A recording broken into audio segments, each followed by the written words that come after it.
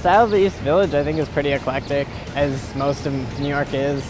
I think that's something that's amazing about the city. Everyone just is themselves.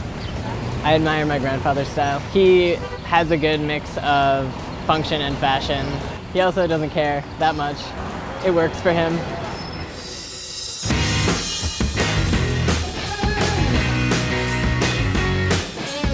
These are security tags.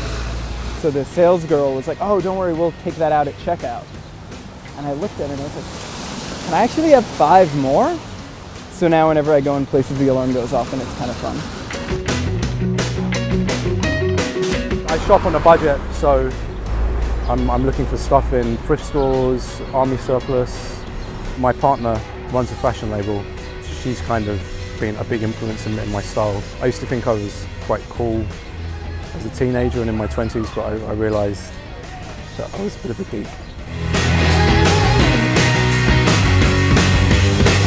My fiance bought me this vintage hat.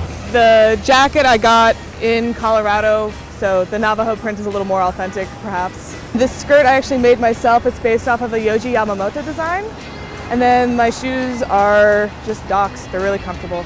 And my bag's from Tastemans Theory.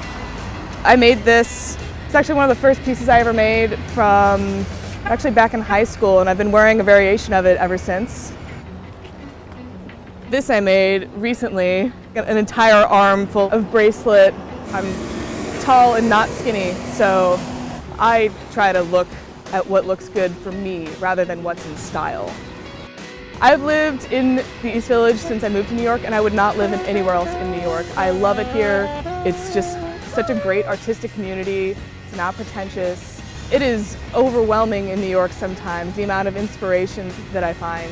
You have to work harder to sift through what is really part of you and what is just in the now. So it's a blessing and a curse, I'd say.